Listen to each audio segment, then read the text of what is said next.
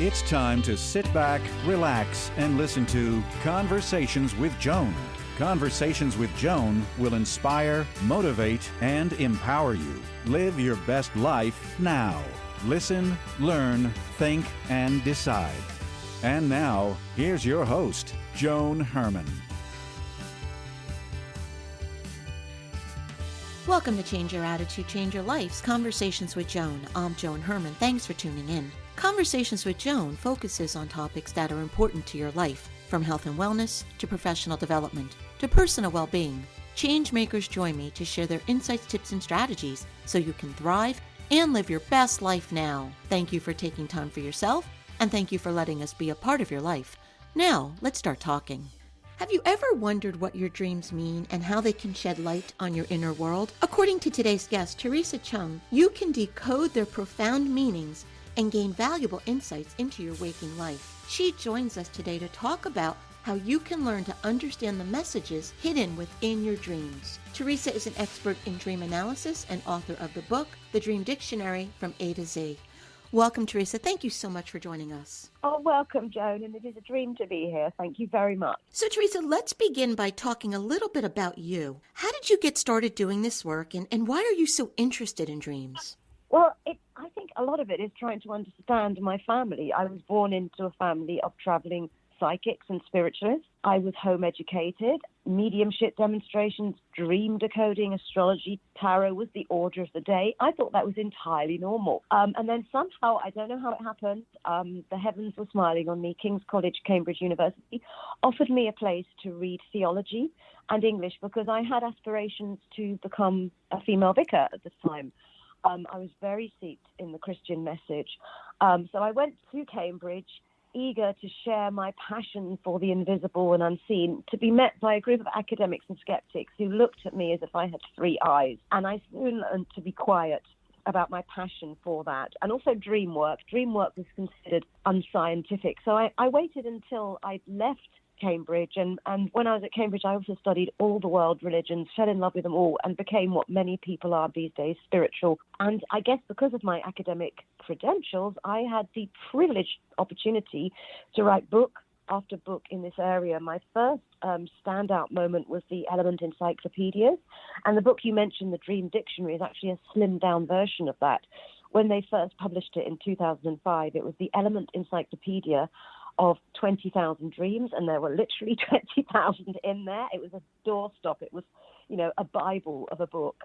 Because of the lockdowns, what happened is that people began to start going online and typing in to Google or their search engine, I had a weird dream. And for the first time ever in sleep and dream research, dreams were number one trending, and it was dubbed the lockdown dream phenomenon. And this was great for me because what happened is researchers wanted to understand why were people's dreams shouting at them during this very, very surreal time in the world. And they invested more funds in studying it, doing sleep and dream surveys. And I'm delighted to say that research is still ongoing, and I follow it very, very closely and try to incorporate it in my latest books. Teresa, what do you believe is the purpose of our dreams, and why do you think people were Googling those terms? The purpose of our dreams, first of all, is to remind us that we are more than our body and our mind. We are more than the material. Because think about it. When you fall asleep and dream, you enter this surreal, crazy world. Sometimes they're really coherent stories and symbols. You dream about people you've thought you'd forgotten about. You go to space. Infinite possibilities. And what I say to people who are sort of very skeptical about mind, body, soul and what I write about, I said, do you recall your dreams? What's going on there? What is that? And I'm again delighted to say research is showing dreams are not random firings of the brain. Dream researchers don't entirely know why we dream for sure. It's one of life's infinite mysteries, just like sleep. Researchers, I can tell you, don't know why we sleep actually. There are lots of theories, but they haven't really cracked it. But one of the reasons we sleep, I believe, is we urgently need to dream and reconnect with our internal intuition and make creative connections that we simply couldn't in our waking life. Because in our waking life, the ego, our conscious mind, and all the logic and reason it brings with it squashes those gentle musings from our unconscious, our intuition. I mean, we've all had in our lives moments where I just knew, and you don't know why. And that is what your dreaming mind is reminding you of: your inner power, your inner world, your inner space. We spend so much of our lives obsessing about outer space and what's going on in our lives. And as we should, we're here on this earth to learn and grow, and the material world provides lots of lessons. But by far, the greatest and most empowering journey. And if you speak to people in their 90s, as I've worked many years in a hospice, they will talk about their inner world, their relationship with themselves, their memories, their feelings, their emotions, who they believe they are, their self-awareness. And dreams are just reminding us all the time, look, hey, there's more to you than meets the eye. And that's something to get excited about. Teresa, why can't we always remember our dreams? Like, for example, there might be weeks where I don't even think I'm dreaming. I am, but I don't remember them. And then there could be one week where every night I'll have a really vivid dream that felt like I was actually a part of it. Why does that happen to us? Well, it happens to us all, and anyone listening thinking, I can't remember my dreams, please don't panic. You do dream. The inner work is going on. Your unconscious is working away to make creative connections for you. But you've just got into the habit of not remembering it. And typically that happens when our lives are very stressed and busy, and the material external world has got quite dominant. And what Poor Dream Record is saying, let's just shift a bit more balance. Can you please say, read a novel, listen to some classical music, do a couple of minutes meditation, walk in nature, stroke your pet, just be still and reflect on who you are from the inside out. And also just thinking about the possibility of dreaming during the day, as your listeners will right now. Where your attention goes, that's what shows up in the dream. Where your attention goes in the day is what shows up in the dream. So I'm sure many of your listeners will wake up with a dream on their mind because they've been forced in the day to stop and actually think about their dreams, because most of us are conditioned to just dismiss them as nonsense. That famous movie line, it was just a dream. But we all know it's not, because if you look at the movies, every time a director wants to make a clear psychological point, he does a dream scenario, which shows you what the character's really feeling about themselves or their life. It's not just a dream. So that's why we often go through periods. Stress is the enemy of everything. Stress shuts down our intuition during the day as well. Studies have been shown that during the day, our intuition tends to speak through our body, actually, our gut, our second brain, and our heart rate, sweaty palms, those kind of things. That's called, the scientific term for that, and I know all about this because of my work with Dr. Mossbridge, it's called presentiment. And, the US military has invested so much into presentiment and trying to help, soldiers or whatever have a super sense in a way to pick up danger before it happens. But what I'm saying, it's still in its infancy, that research, and there's a long way to go. But what the studies are showing is that there is a clear correlation between heart rate fluctuations, butterflies in the stomach, and sensing the future. How they did it is they wired people up with all these, sensor things. I don't know what they're called, forgive me. And they flashed a series of random images. Now, some of those images were really cute, like a puppy or a flower or a stream. And then every so often, there was a really shocking, disturbing image of something that made people shudder a bit.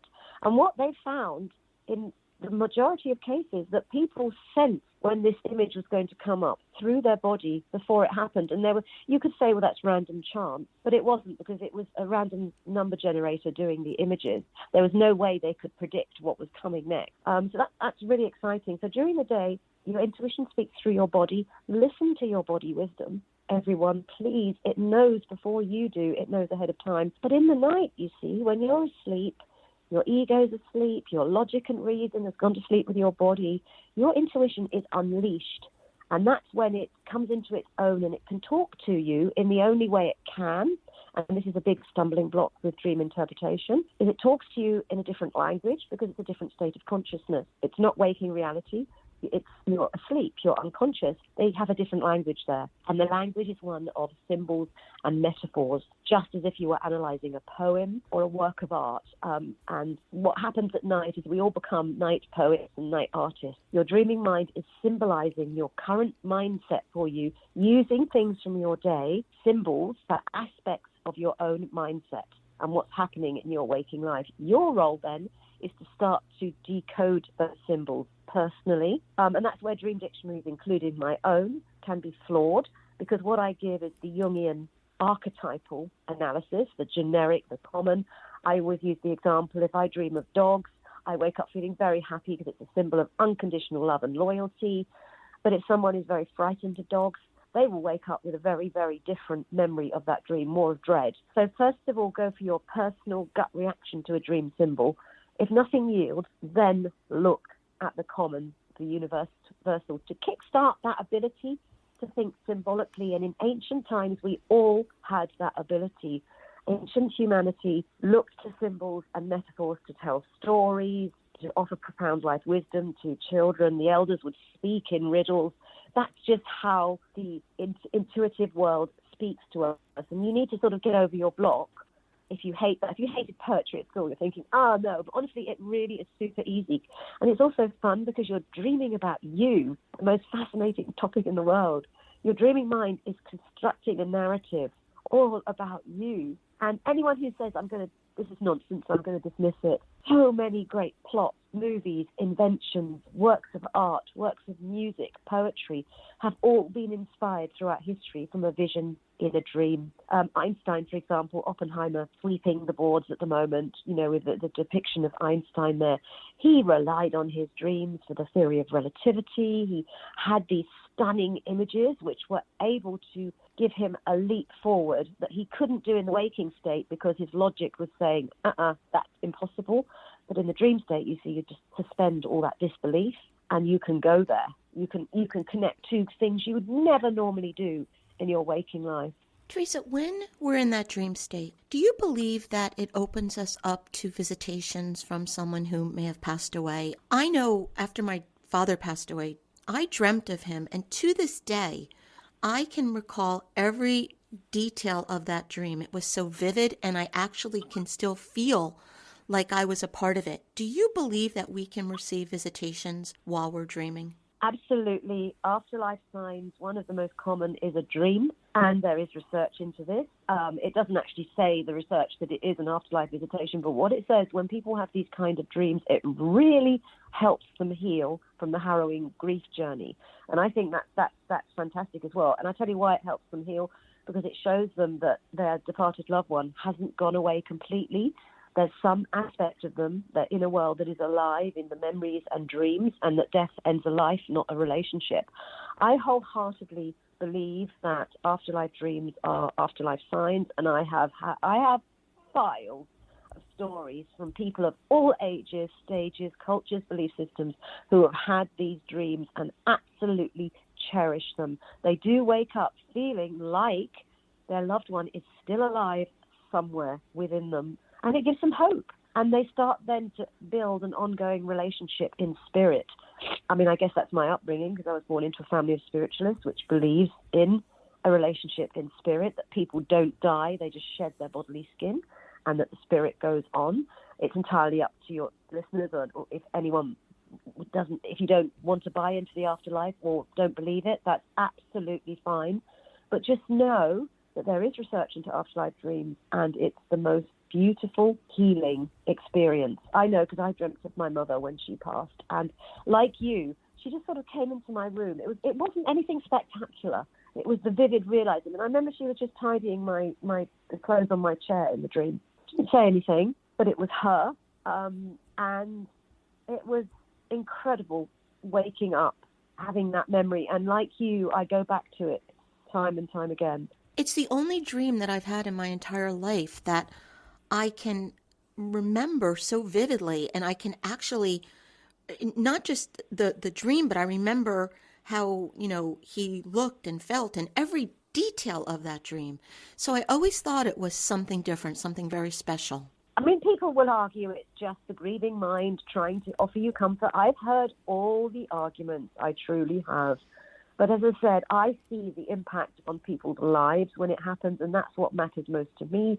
And I see them with a light in their eyes after it's happened. They have formed a relationship in spirit with their departed loved ones, and that can be deeply meaningful, because life is tough, and sometimes we need memories like that. I actually recently reread, and I urge anyone listening to reread Viktor Frankl, Man's Search for Meaning, and he has a beautiful image of when he's in Auschwitz and being abused and, like a skeleton, treated like an animal.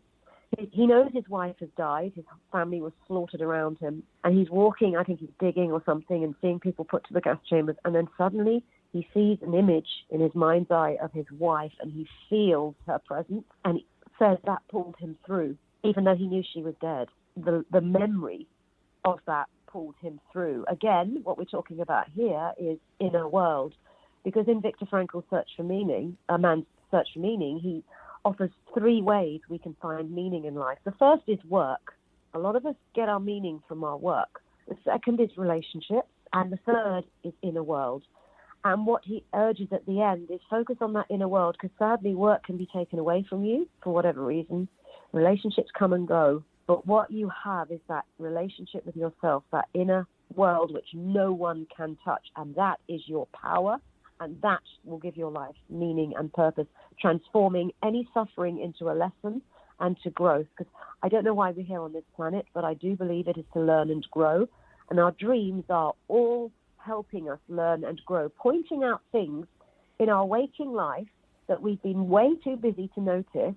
We block them or we deny them. But our dreaming mind knows these things are very, very important for our personal growth. So it resorts in the dream state to showing you these things and saying, pay attention, you need to notice this. Something about your mindset is a roadblock. Something someone said is a bit off. Listen to me. I'm trying to help you. Dreams, really, I call them in my latest book, I say, they are your best friends, your best and most honest friend who is brutal with the truth. Sometimes it uses tough love. And to quote Stranger Things, dreams don't lie. They don't. They should give you an honest look at what's going on at an unconscious level. Why does that matter so much? Because what we unconsciously believe, if you are in tune with the manifesting mantra that's sweeping the world at the moment, what you unconsciously believe is what you attract. And that's where many people go wrong with manifesting. They focus on the externals. Oh, if I do this affirmation, I'm going to do this meditation, I'm going to do all these external things. But if at a deep level, dreams are messages from your deep, you don't truly believe you are worthy, that you deserve success, you aren't going to attract it in your waking life. And I think dream work is the one of the most neglected manifesting tools out there, because it shines the nightlight directly on what you need to know about your current mindset, what's going on unconsciously, what you need to know, what you need to change, what you need to let go of. Typically, there's a lot of old mindsets you need to let go of for your personal growth. And Teresa, in our final moments, is there advice that you can offer to help us learn how to decipher those symbols or metaphors and connect them to what we're going through in our waking life so that we can really understand the messaging? Yes, I mean, just choose, I suggest, because sometimes we get dream overcrowding when a dream is so busy that we don't know where to start. And I urge people that I work with to just give me 3 key symbols. They're at the top of the inbox for a reason, they stand out. And just go away and free associate. Think, what does this make me feel? What time in my life is it highlighting? What is it suggesting? And more, these 3 symbols will be offering you an opportunity to have a new perspective. Because a lot of problems in life are because we close our minds. We think we're right all the time, and we shut our minds down to new ideas, new perspectives, out of the box ways of thinking. And your dreaming mind throws all that up in the air and says, "Come on, let's look at this brainstorm here. Let's go wild. Let's try a different approach." And you will know when you've interpreted right, because you will connect a symbol. For example, if you're riding a car in your dream and the car is heading off, if you're driving a car, and the car is heading off course, look at the direction your life is currently headed in, because vehicles in dreams are symbols, as they are in life, of going from A to B. If you're veering off course in your dream, it's saying, you're losing sight of your goals. Also pay attention to whether you're a passenger in the car or you're driving the car, because if you're a passenger, why on earth aren't you the captain of your own ship, driving your own car? So look at vehicles. A lot of us actually, I've found, increasingly dream of being in our cars a lot. And that is the dreaming mind using a classic symbol of what direction is your life heading? Are you feeling good about the direction? The book is The Dream Dictionary from A to Z. If you'd like to learn more about Teresa and her work, you can visit teresacheung.com. Teresa, thank you so much for joining us. Thank you, Joan. It was a pleasure to talk to you. And sweet dreams, everyone. Never fear your dreams. They are your best friend. Sometimes they use shocking images, but I'll tell you why they use shocking images, because they know that you're going to remember them. They probably tried to reach you before with gentler images, and you've just woken up and gone about your day and forgotten them. Your dreaming mind is like someone who's been texting you for years every single night, and you've ignored it. Pay attention. Remember your dreams. Thank you for joining us. I hope you found the show informative. At Change Your Attitude, Change Your Life, we believe that knowledge is power. Take what you've learned, apply it, and live your best life now. Remember that the information provided is the opinion of our guest and should never replace the advice of a professional who knows your personal situation. If you'd like more information, visit our website, CYACYL.com. That stands for Change Your Attitude, Change Your Life. While on our site, listen to past shows on demand, read the digital magazine, sign up for our mailing list, and be sure to follow the show on social media. Until next time, this is Joan Herman. Thanks for tuning in.